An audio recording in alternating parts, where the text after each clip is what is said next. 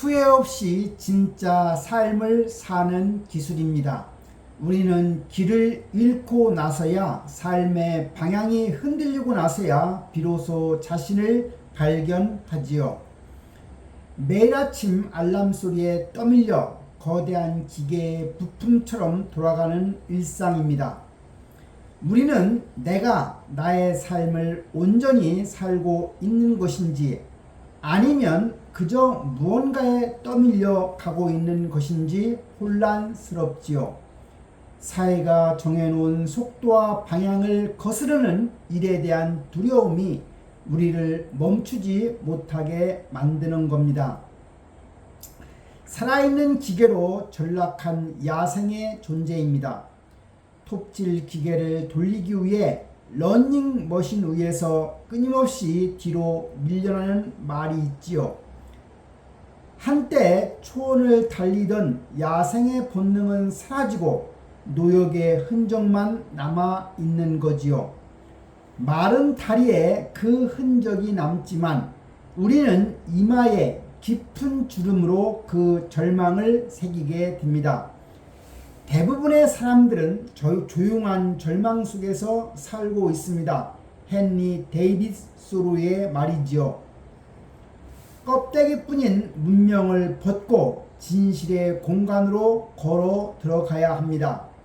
헨리 데이비드 소로가 숲으로 간 이유는 단순한 도피가 아니었습니다.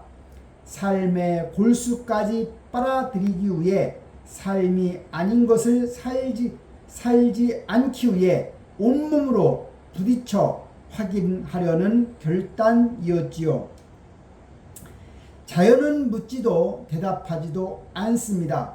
고요한 겨울밤 무엇이 왜 어떻게 하는 질문에 시달리던 인간에게 새벽의 자연은 그저 평온한 얼굴로 침묵할 뿐입니다.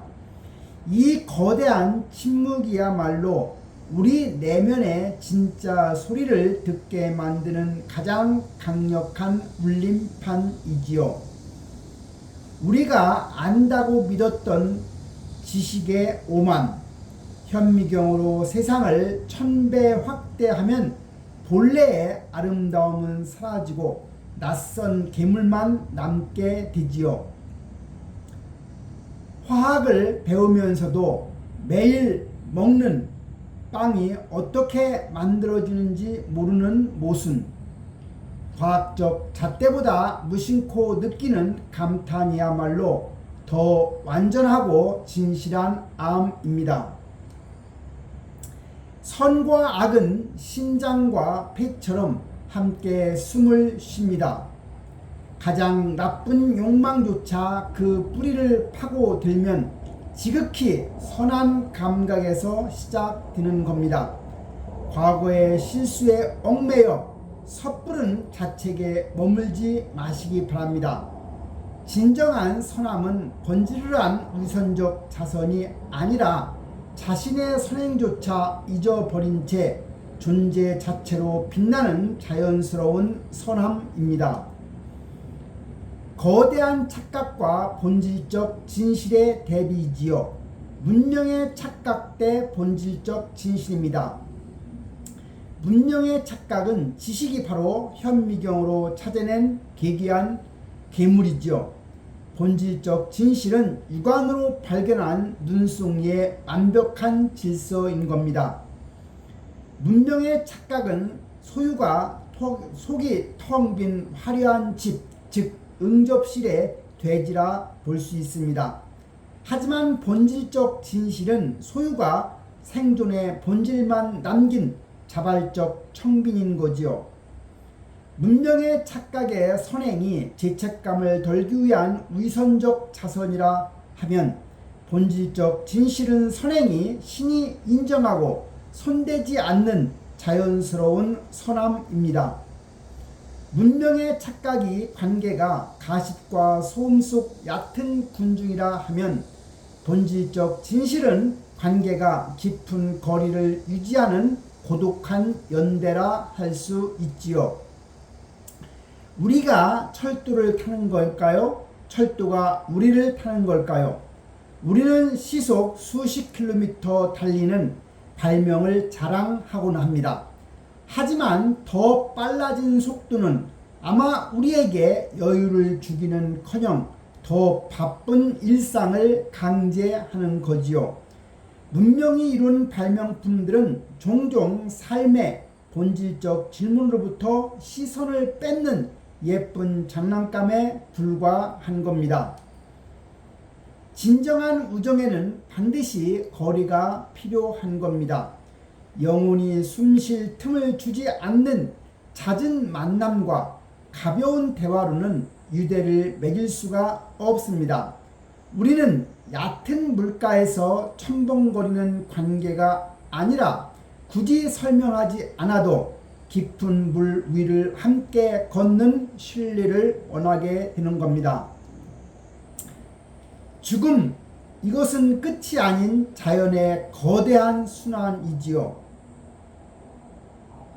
해변에 떠밀려온 시신은 무너진 돌 무더기처럼 그저 자연의 일부로 존재할 뿐입니다. 숲속 오래된 뼈는 이끼에 덮여 부서지고 망각 속에 흩어지는 겁니다. 죽음은 지속되는 상태가 아니라 짧은 현상이며 자연에 내재된 창조성으로 뒤돌아가는 과정일 뿐입니다. 살아있다면 지금 당장 일이나 제 일을 먼저 찾아야 하는 겁니다. 당신은 당신의 삶을 살고 있습니까? 아니면 남들이 바라는 삶을 연기하고 있는 겁니까? 모두가 예라고 할 때 아니오라고 말할 수 있는 용기가 있어야 하지요. 다수의 압력, 즉 물리적 힘에 굴하지 않고 나를 지키는 단단한 개인주의가 요구되는 겁니다. 서로가 숲을 떠나 다시 세상으로 돌아온 이유는 뭘까요? 숲 밖에서의 삶도 살아볼 가치가 있기 때문이지요. 우리가 발 딛고 있는 곳이 콩코드의 숲이든 혼잡한 서울의 지하철 안이든 매일 아침 고단한 밥상이든 상관없습니다. 중요한 것은 어디에 있느냐가 아니라 어떤 마음으로 깨어 있느냐일 겁니다. 사과나무가 떡갈나무의 속도로 자랄 필요는 없는 거지요. 우리 각자에게는 자신만의 속도와 자신만의 계절이 있는 겁니다. 타인의 시선이나 사이의 속도에 맞추느라 헤청거리지 말아야 합니다. 오직 나에게만 들리는 내면의 북소리에 맞춰 나만의 리듬으로 걸어가야 하는 거지요. 당신의 숲은 이제 시작입니다. 월튼 호수에서 길어 올린 맑은 물이 당신의 메마른 일상을 적시는 깊은 샘물이 되기를, 당신의 삶을 진심으로 사랑하게 되기를 응원해 봅니다.